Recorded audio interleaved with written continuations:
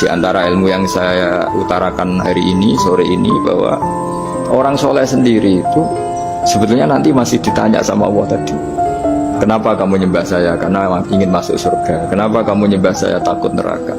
Lalu kamu tidak hormat saya, kata Allah, ketika saya tidak bikin surga, tidak bikin neraka.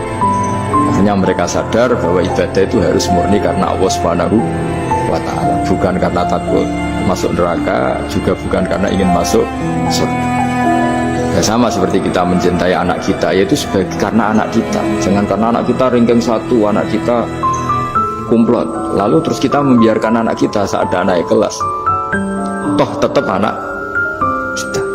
Saya mencintai suami saya karena dosen penghasilannya banyak, lalu suatu saat kalau ada masalah di PHK atau ada masalah terus tidak suami kan.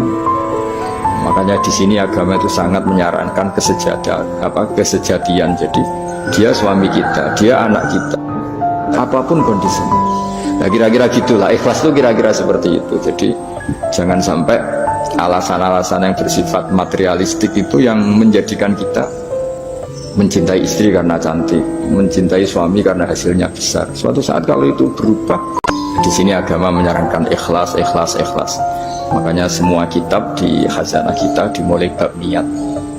Bab niat, niat itu begini, begini, begini. Sehingga ada seorang yang tanya, kenapa ahli surga masuk surga selamanya, padahal amalnya paling banter 80 tahun. Tetapi kenapa ahli neraka akhirnya masuk neraka sampai selamanya, padahal kalaupun dia bejat hanya 80 tahun.